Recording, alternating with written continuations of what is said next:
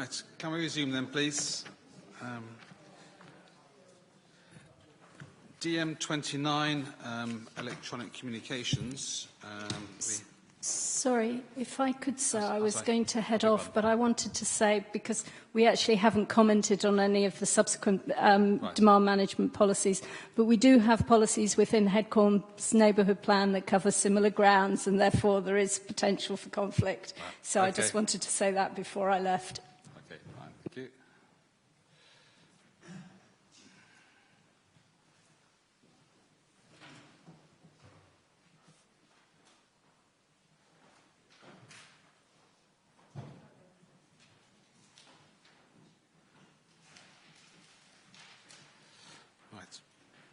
DM29, electronic communications. The similar matters were raised. Some matters were raised on this yesterday at the Yalding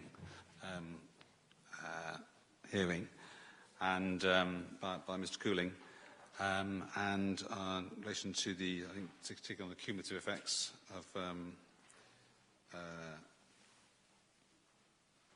such developments, including health matters. So I don't want to repeat that discussion.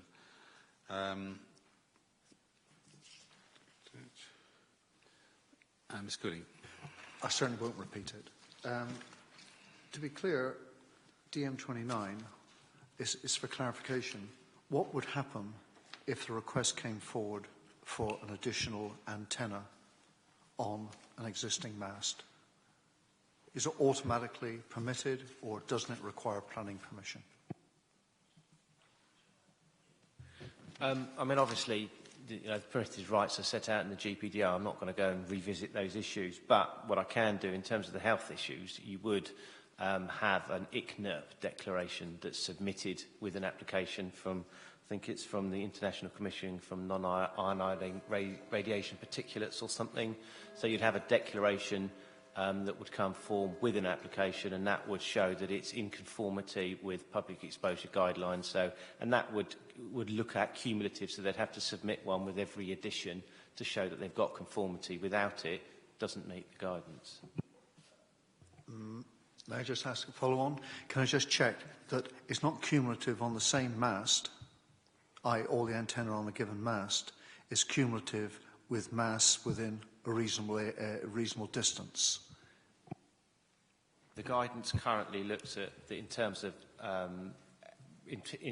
health issues, the ICNIRP declaration is what the government considers to be satisfactory to confirm it meets the guidelines on health issues.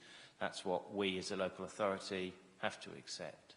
Is that just based on one item of equipment, or?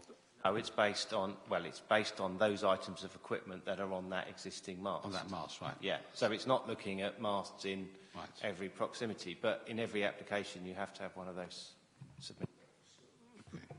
May I just take note of this? IGLU, IGNAT, whatever it is, please? IGNAT. I may have to come back to you on that. But obviously, I'm making it up as I sit here. If there's a school with a mast on that side, that side, that side, and that side with multiple antennae on it, it is the cumulative impact of that. So if this declaration is probably written by, how does one put it, a civil servant without perhaps, maybe hasn't taken scientific advice, then there is a problem for that school, because it's not just mast by mast by mast, it's cumulative mass and cumulative antennae. Sorry, sir. The ICNIRP guidance is from the professional body that advise on exposure to radiation and magnetic field. So that is the body that advised the government on their telecommunications policy. And would the declaration, is that from a kind of a technical consultant for the phone company, or? Yes. Yes. Yeah. They would have to confirm that they filled out one of these, that their equipment cumulatively within that mast conforms to the guidance. It's got my attention within the mast, but I won't be pedantic, I won't hold us up, but I'll be looking up ICNIRP, ICHI, whatever it is. Was it ICNERP?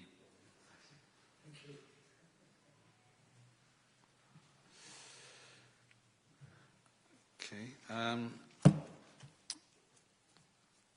Right. there's right, 1137, question 1137, the AOMB has withdrawn its request for an additional landscape criterion because that's already in SB 17. The AOMB didn't withdraw its request that all permissions be limited to 10 years, but there is an issue about national planning practice guidance on the use of temporary conditions, which I think that would be in conflict with. CPRE sought to place into criterion 2 but has withdrawn that representation. So I can move on to development management policies for the countryside and DM34. CPRE asking that criterion 2 of DM34 include a reference to conservation areas and the setting of listed buildings.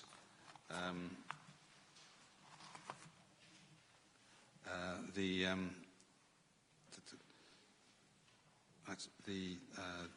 Council says that the issue of listed buildings conservation areas is dealt with by separate policies. Local plan should be read as a whole.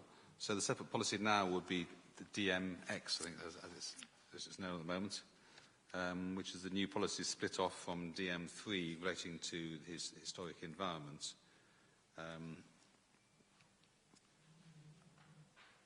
So that where the coordinating team said you couldn't find it elsewhere in the plan, that's where it would now be. Where you've got the reference as to where the latest version of the DMX policy is. Do we know? So I'm slightly lost because it was introduced in stages, these changes, and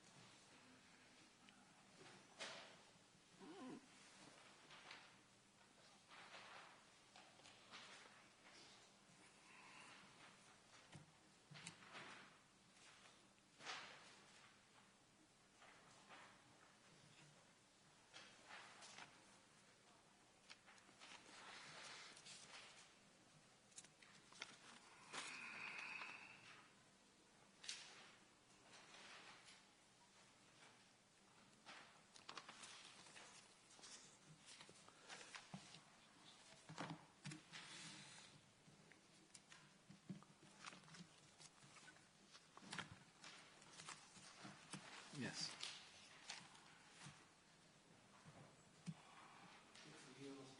I'm just asking which document it's now in, the most recent version of that.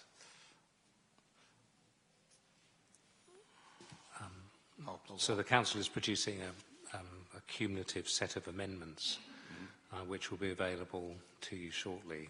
This modification, this amendment is titled PC 130,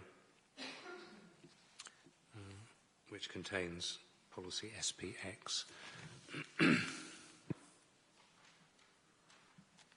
Sorry, because it wasn't. It was going to split. It was going to be DMX3, and then it wasn't split further into SPX and DMX. I'll think of another one.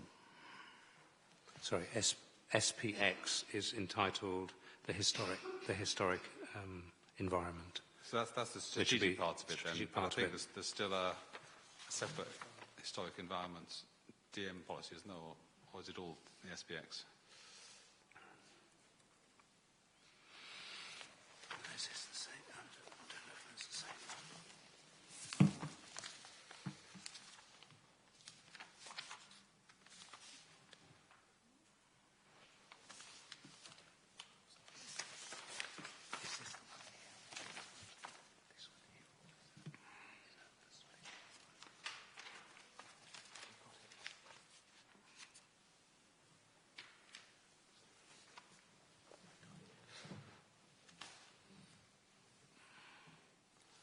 Okay, well, we'll move on while we're just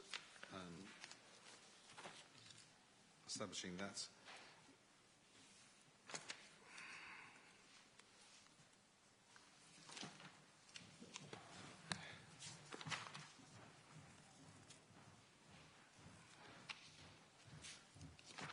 I think it's also reference in SP 17 too.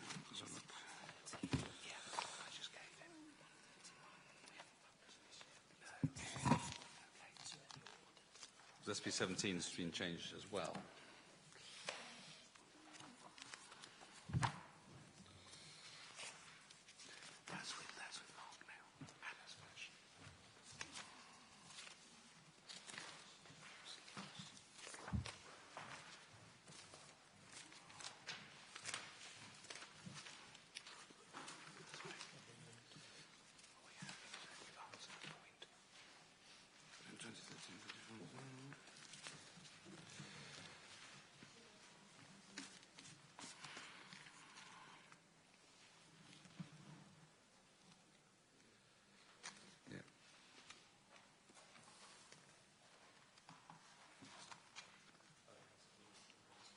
Okay. Mr. Chairman. Yeah. Come back to you, sir. Yeah. We need to tidy it up in terms of an order, and Indeed, yes. etc. Okay. So we'll come back to that to the subs. Yeah. Okay. Yeah. Well, you just found the DMX, have you? Or? No. All right. Okay.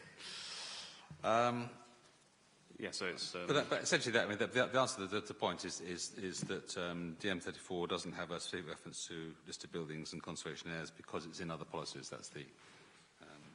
and if it isn't, we'll make sure it is. But I'm pretty sure it is.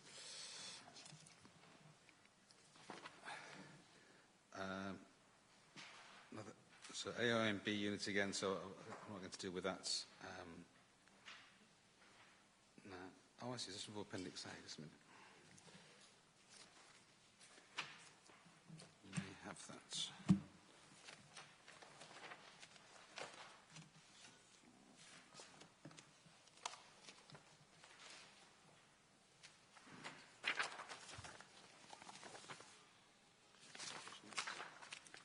Okay.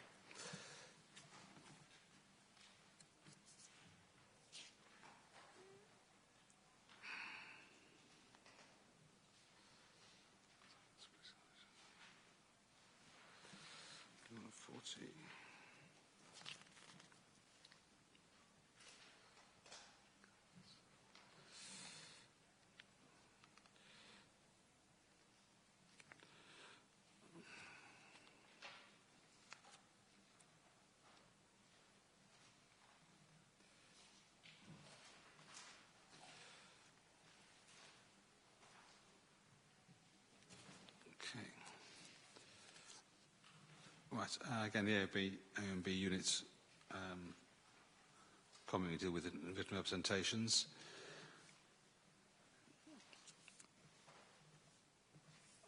Also, that reference the Seven Oaks Inspector's Report.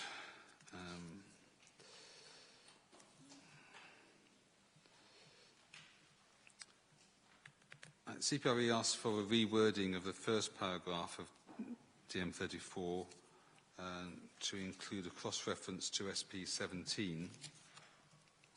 And I asked whether that's needed to make the policies more effective. CPRE supports DM34, seeking to reword paragraph 19.1. So this is the reason justification.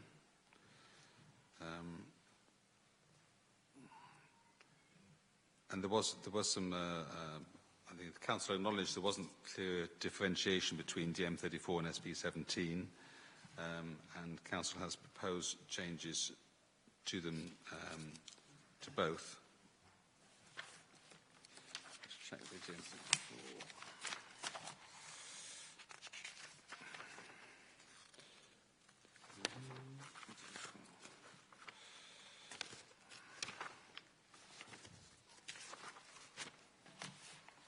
Oh, I've just found SPX.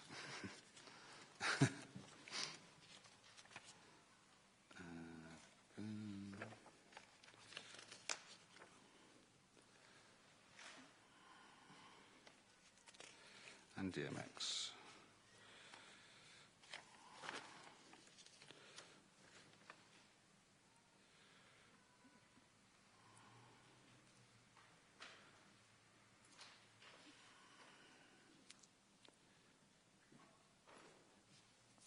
Yeah, the DMX1 applicants will be expected to ensure that new development affecting a heritage asset incorporates measures to conserve and, where possible, enhance the significance of the heritage asset and, where appropriate, its setting.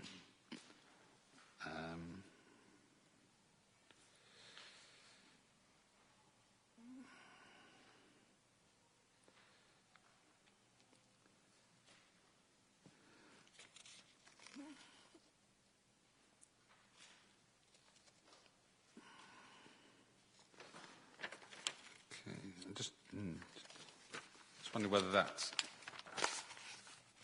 in that context, whether significance encompasses the character and appearance duty.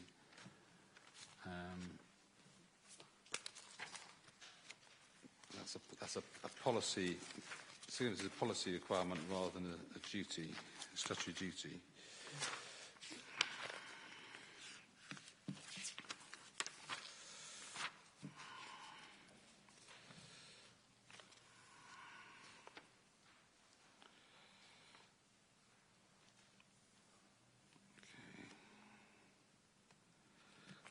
Okay, we'll leave that to the modification session, I think, but conservation area is certainly a heritage asset, a designated heritage asset. Right.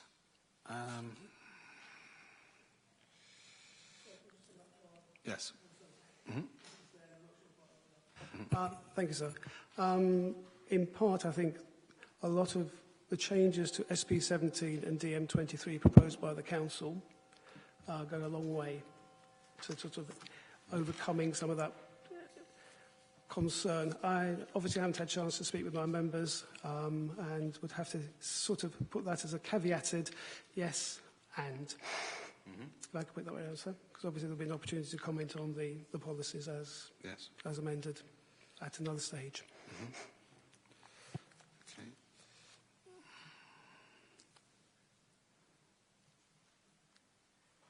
It's just in the Council's response on this point, so the Council believes that the changes to those policies, it says, neglects the need for cross-referencing between two policies. I think you mean negate the need for cross-referencing. That's quite right.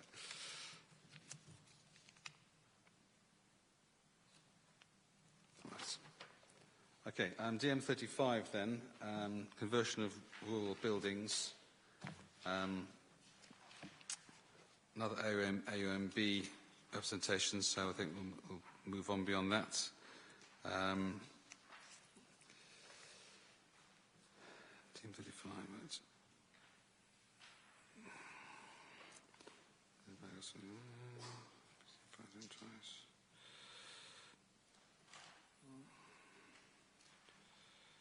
Right, I think we've already had some discussion about the priority for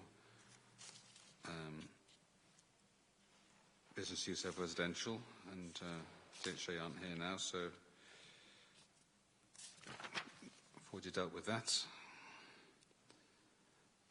So you go straight on to DM37, change of use of agricultural land to domestic garden land.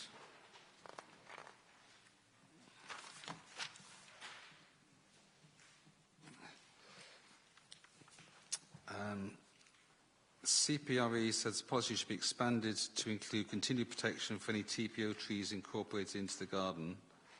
New garden should be classified as greenfield. Specific reference to agricultural land is unfortunate and misleading. What's that specific reference? 27.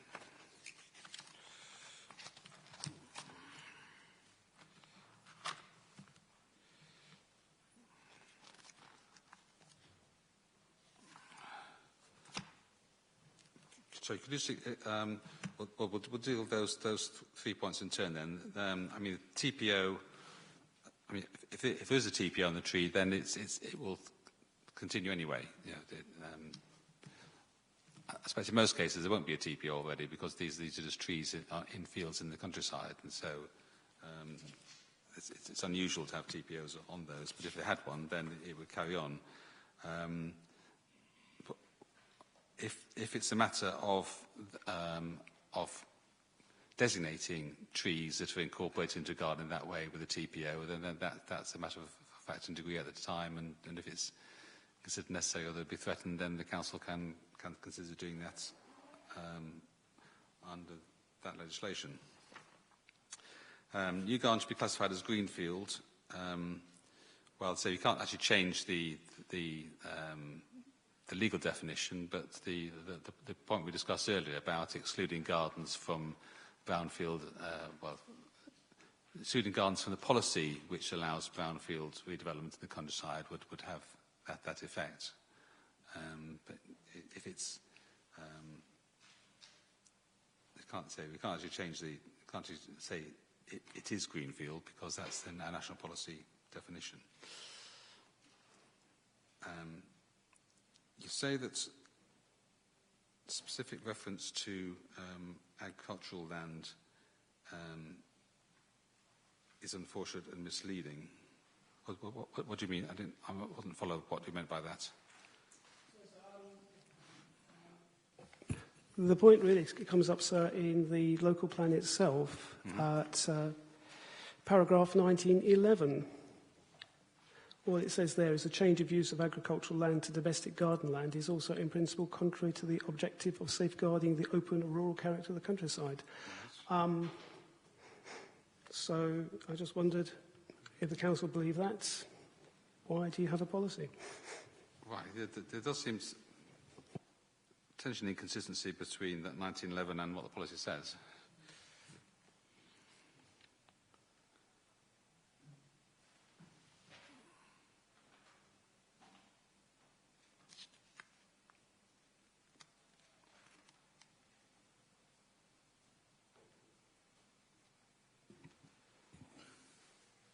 Is it the case that the change of agricultural land to domestic garden has the potential to harm the open rural character of the countryside? Yes, I think that's the point being made here. So with all the domestic paraphernalia, so and possible enclosure where there wasn't enclosure, so which would affect openness.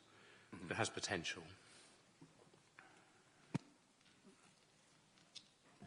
Just a clarification, if the land becomes a part of a home, domestic garden, are there any other policies that then allow that fairly easily to become a building site, building plot in its own right? Is that made easier through this policy?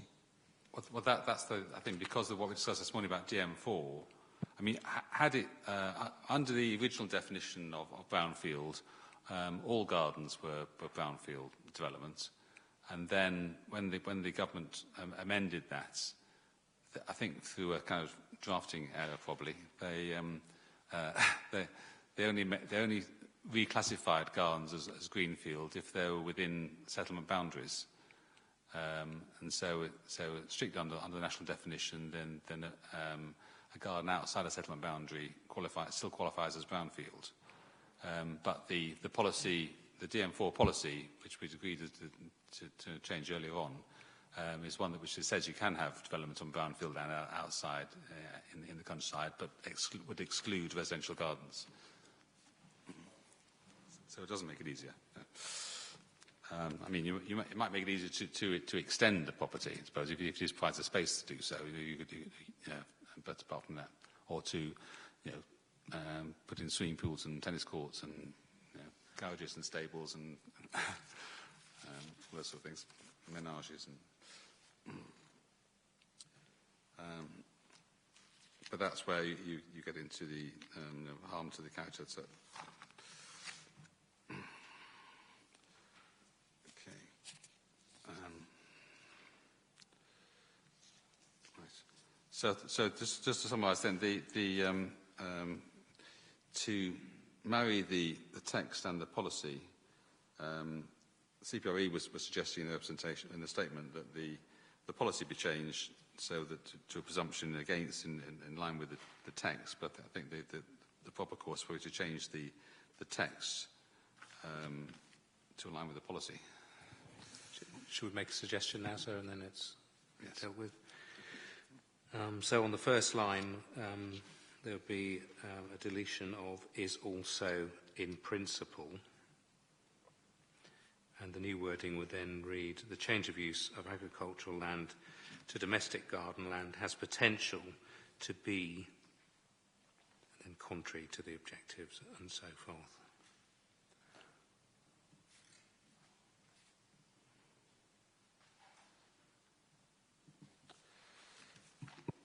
Okay.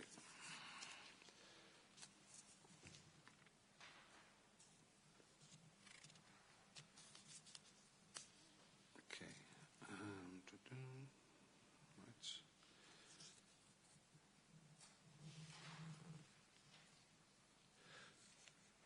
Right. Right, there's a comment from the coordinating team about SP17 as revised, which doesn't appear to include the incorporation of agricultural land into domestic gardens. I'm probably going to write to the council, or we'll discuss at the modifications session, one or the other, about the modified version of SP17. And I think there's still a problem with the development that it is allowed by SP17, because the new wording essentially says development in the countryside includes, then it gives this list of types of development which are okay in the countryside. And it leaves open the question of, well, if it's not an inclusive list, what else might be allowed in there? And the plan itself allows for other things which aren't in that list. So I think this is a case where it will be preferable for the policy to actually list specifically those the other policies in the plan which allow for types of development, so that it says essentially something to the effect of SB17 allows will permit the following forms of development in the countryside, just the heading, and then it refers you to the policy. So you go to the policy then to find out what the criteria for those types of developments are. That would be a tighter way of dealing with it.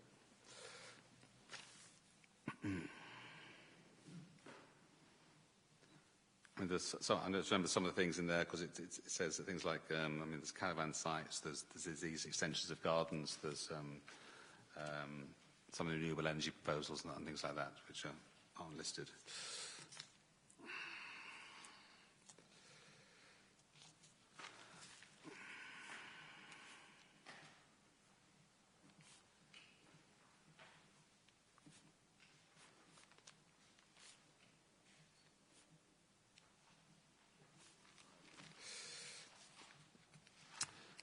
Okay, DM40, new agricultural buildings and structures. Then I think the polytunnels debate we had again yesterday.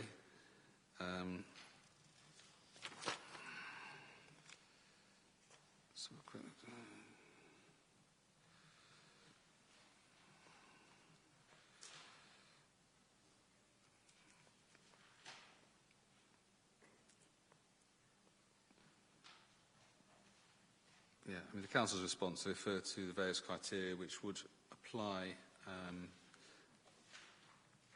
SP17 is also relevant to this, and they don't consider that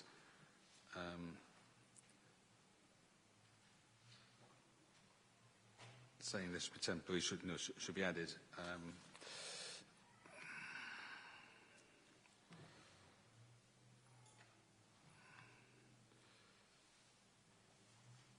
The A and B units again made suggestions to seeking a whole farm plan when they're allowed. Again, another A and B matter which they're not here to debate, so we'll do that in written representations.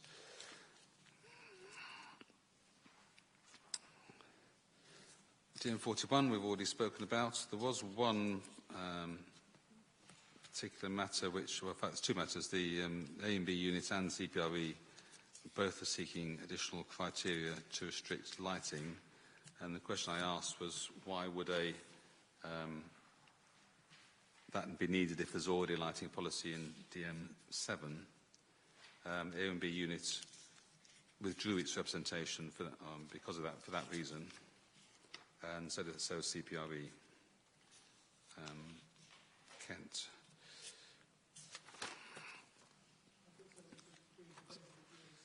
Yes. So, right. Okay. So we haven't withdrawn it because it hasn't. You haven't got all the changes you wanted to that. Okay. Fine. DM42, holiday caravan and campsites. The A and B units again seeking to preclude those from the AUMB. Again, that they're not here to debate that, but the CPRA Kent have responded on that.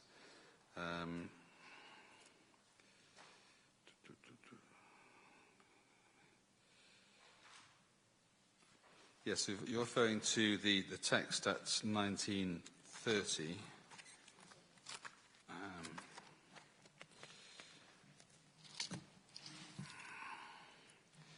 The text at 1930 says, holiday caravan and campsites should be located outside the borough's most sensitive landscape areas, in particular outside the AONB, and should not be a problem to the landscape and should be well screened.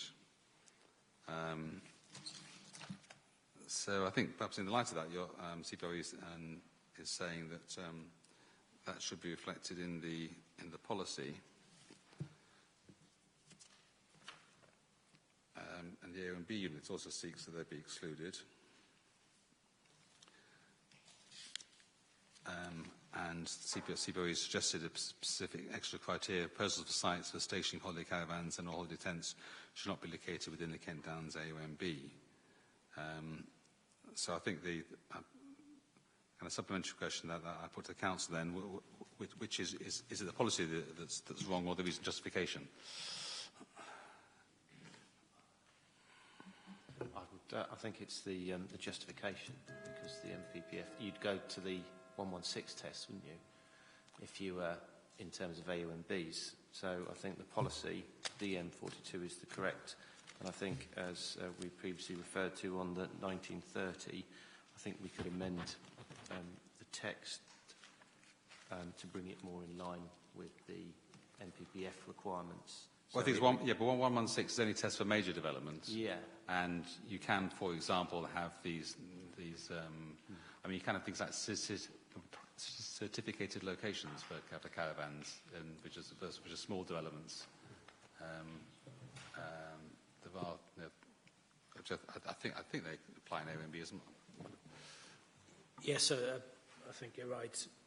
But I still think it's the explanatory text that should be changed to reflect the policy. I see nothing wrong with criterion 1, Roman numeral 2.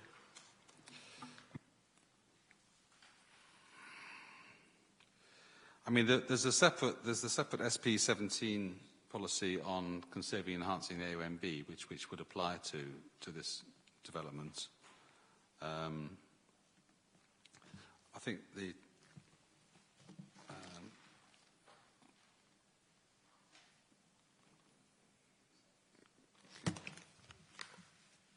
what would the amended text then say? 1930.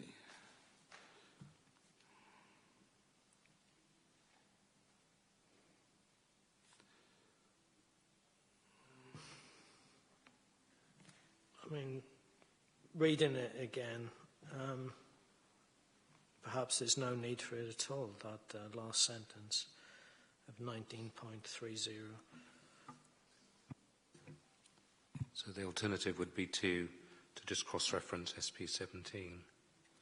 So holiday, caravan and campsites should be in accordance with SP17. Because that text also does rather leave uncertain the situation in landscapes of local value. Because is a landscape of low value one of the borough's most sensitive landscape areas, or is the AONB the most sensitive area? You know, it's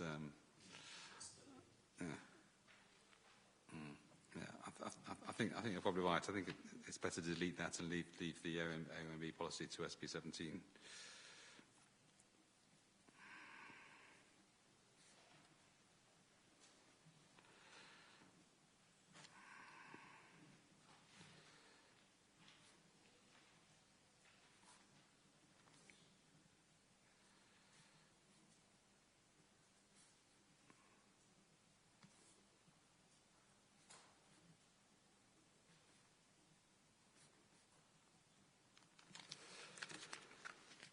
Right, we've got to...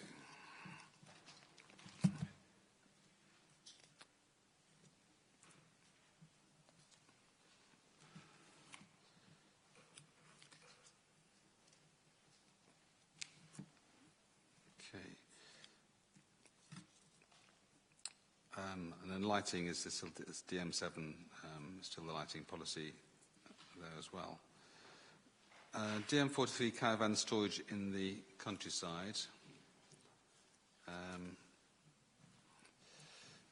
So the question I asked is, does criterion 2 require that screen planting matures before the use commences?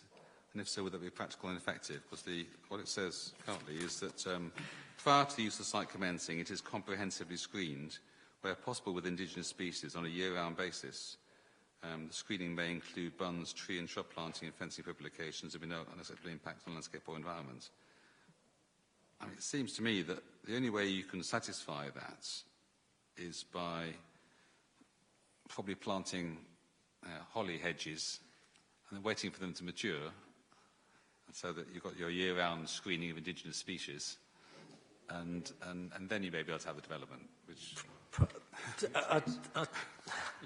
I see what you're saying, Mr. Mallett.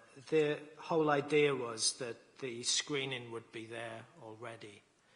You know, many applications I've dealt with and have brought the planning committee, we get into arguments about what, you know, which tree species matures quicker than another, and then there's the evergreen and deciduous arguments. But the theory behind it was that you don't create the screening's already there. I do accept your point that it's not clear from the way it's written at the moment. It does seem quite likely that okay, you may have a site that seems to be quite well screened. You know, you've got some farm buildings one side, you've already got some a copse or something the other side, but there'll be a gap somewhere, which and people say, well, we can see it from this footpath over there. So, you know, and you know, I mean, it may be readily addressed by planting, but you may not be able. It may take a little while to do it. Well, exactly, and I do take your point, but the converse of that is that you've got a completely open site and the applicant says, yeah, we'll plant 1,000 holly bushes or whatever, and you know, maybe in 20 years' time, if I look after them, they will have fully matured.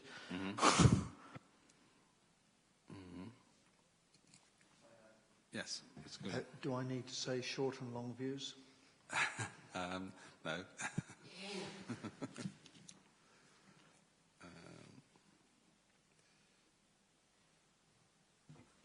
Sorry, I have dealt with these sort of applications.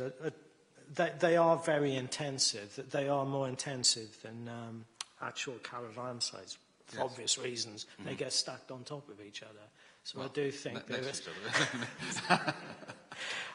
Yeah, well, I think you need pretty tall holly bushes.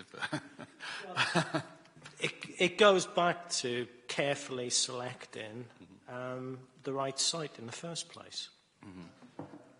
Yeah, rather than, dare I say, purchasing a site for the right price and then worrying about how it's going to be screened.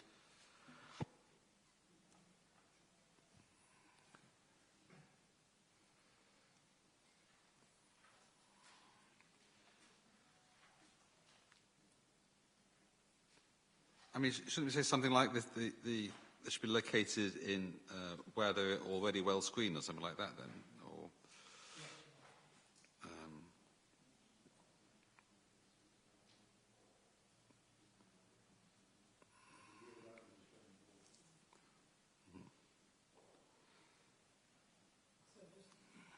So just thinking aloud on that one. Obviously, where you have a site where you put your trees in and they grow, they're maintained and managed. You may have a site where the trees are quite well established. I just wonder how you make sure that they are maintained and that screening is maintained over time. Because you could have a situation where those trees, you have a 1987 hurricane that blows them down, and then you've lost that screening. I just wonder how that could be managed. What about in criterion 2, the site is comprehensively screened, comma, where possible with indigenous species, comma, on a year-round basis, and just a continuation? It still sounds like future screening rather than existing screening then. Especially, once talk about what species you're going to, it implies that you're planting something to do it, not... Oh. And you can say, okay, I planted it, and the farmer goes out, he plants his Leylandii, and then after 5 years, once they've all grown up, it says, well, it's comprehensively screened now. I mean, I know they're not... But it's the word is. Mm-hmm. Is comprehensively screened. Mm-hmm. To me, that's present tense. Mm-hmm.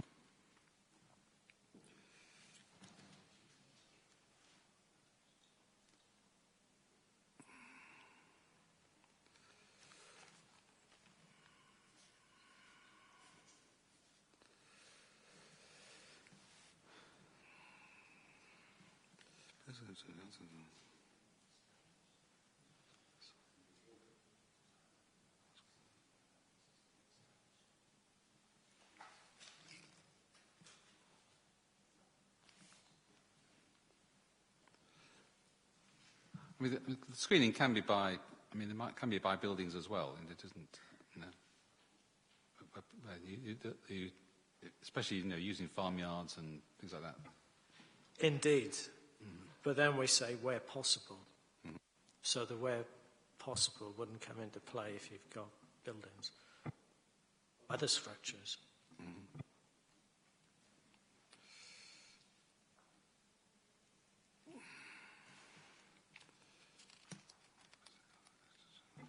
Quite happy for emphasis to be on existing screening, but yeah, I do think it's very important that the existing screening is in place already, be it a combination of trees, bushes, buildings, fencing.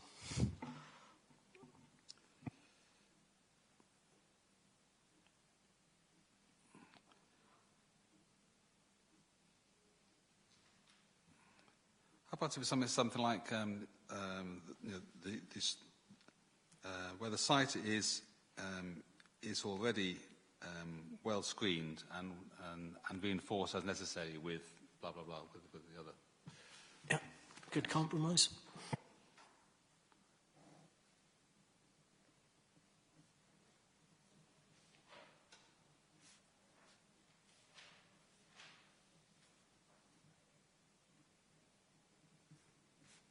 Just as a comment, fencing often goes up fairly rapidly to screen some unfortunate invasions, and in certain contexts, both short and long-term views, fencing can be pretty offensive.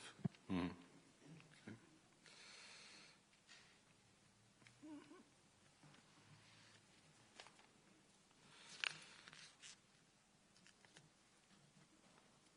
Okay.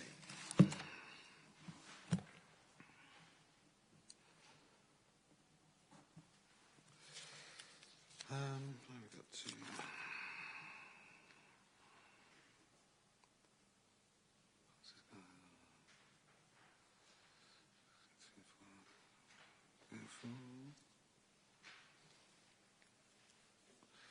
Right. DM44, retail units in the countryside. A couple of A and B units points. Right, CPRE seek a definition of what would be a significant portion of goods grown and sold on the holding. So the 44, right, retail units in the countryside, proposals involving retail sales, etc., will meet the following criteria. A significant proportion based on annual turnover of the range of goods offered for sale continues to be fresh produce grown and sold on the farm holding in question. CPRE is asking what that definition is, and I asked in my 1160 what would be a significant proportion.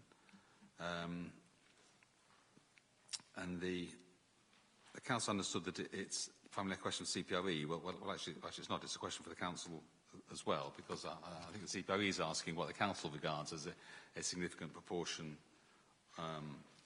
of sales, and because I think this is a circumstance when it could vary by the kind of amounts suggested there, and I mean, has the council experience of the use conditions or anything else to actually say what proportion should be going on the holding? Or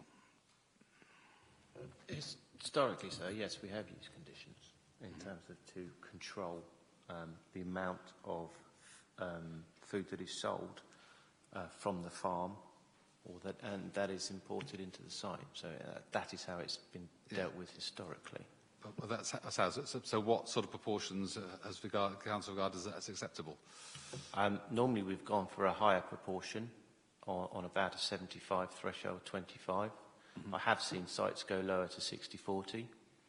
And I think it's the higher medium range going to the, between those two ranges, which are a reasonable proportion of being significant in my mind.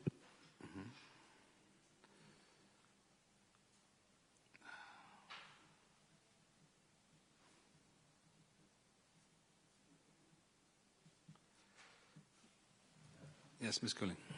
I think this is a very important policy because allegedly farm shops are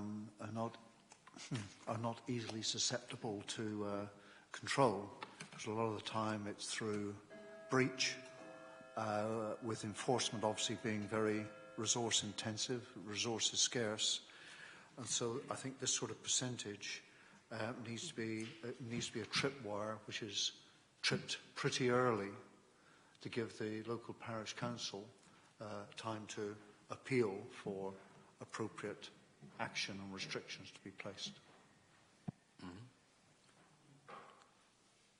There has to be a balance to be struck in terms of what the policy is seeking to achieve. It is seeking to achieve a sustainable element and diversification for the farm business. So there has to be an element of acknowledgement that it's quite difficult to sustain a farm shop in its own right on produce grown on the farm, and on that basis it's got very restrictive seasons. So there has to be a degree of allowance to allow that farm to diversify and effectively extend its opening times in the season, and I think allowing a degree of flexibility on that is something that is required.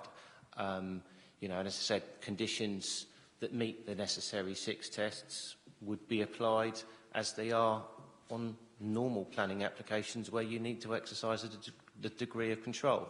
And there are many ways you can impose those conditions. You can require the applicant not too onerously to keep a documented record of the produce that's sold and the turnover. So it is not something that is too onerous on the applicant, and it is not too onerous for the enforcement officers to investigate.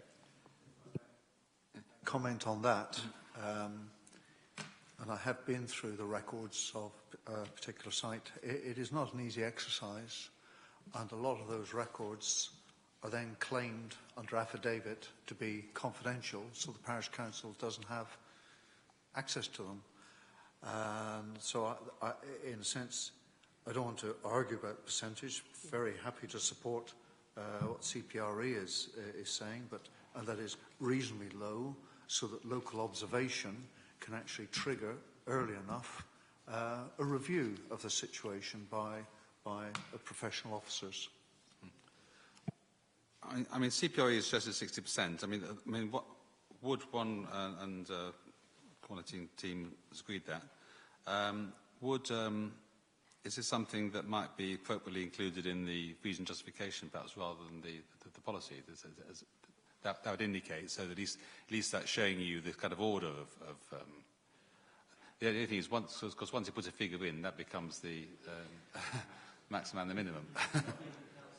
So the council's position is to set out as 11.60 that no amendment is required. Well, I understand you're saying that, but it just does leave open that question of whether a lower figure would be argued as significant.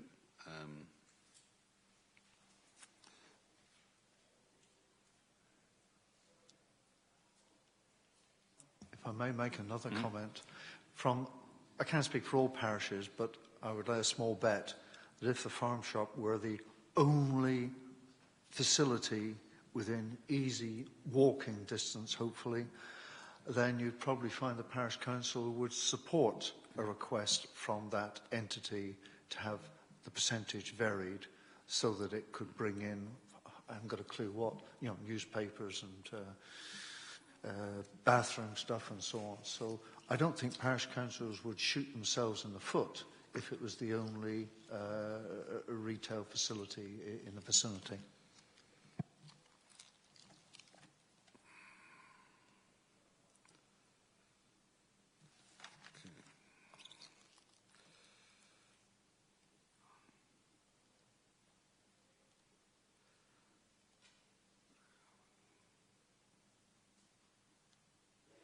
There's also about a minimal level of other goods, which is another. If there's a percentage breakdown at all, I'd much prefer it to be in the explanatory text. Mm-hmm. Just what I'm a bit concerned about. I get the point about giving clear, giving clear guidance on this, but I'm just a bit worried about unintended consequences.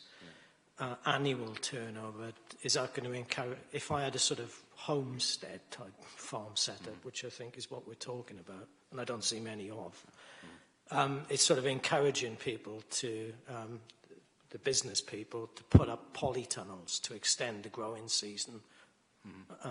So it becomes a much more intensive operation. Yeah. I think I'm moving away from the idea of having a and I think Mr. Jarman's got my attention by saying polytunnels. Yes. So I think let's have it in there.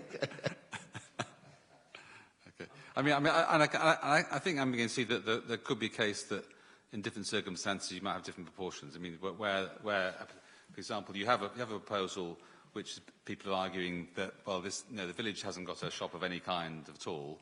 And there's a good case for having perhaps a looser provision here because it sells things. Whereas somewhere else it may be a kind of fairly obvious attempt to get a big out of town shop and then have a bit of local produce in just to make the case, which is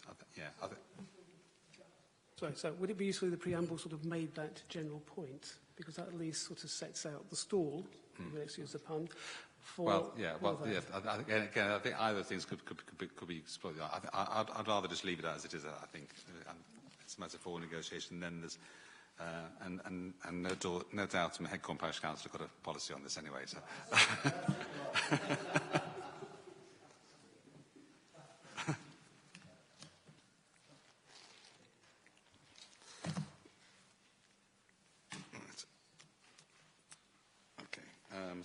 So no change to policy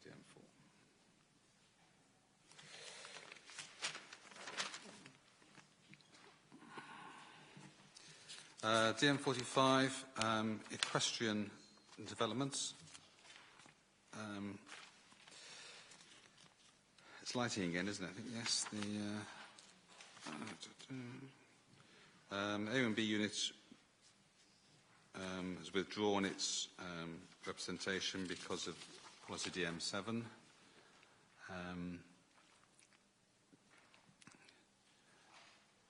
14 teams taking a cross-reference to DM7 in the policy.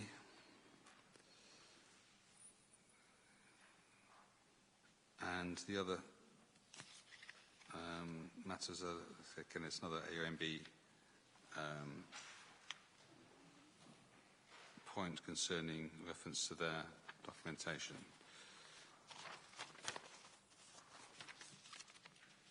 Right. Okay, so I think I'm consistent with other provisions. Say the DM7 is the policy on lighting, and the plan is spread as a whole, so I don't think you need a cross-reference every time on every type of development.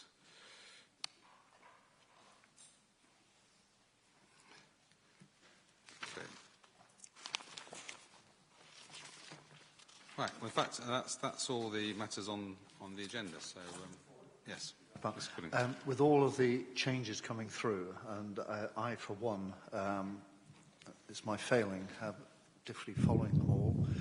For your session on the 1st of December, is it at all possible that we could have, presumably you've got this in Word format, is there any way, oh, you haven't got it in Word form, is there any way we can have a markup with all of the changes clearly in the policies? All I was going to say is obviously it's not complete because it continues to change.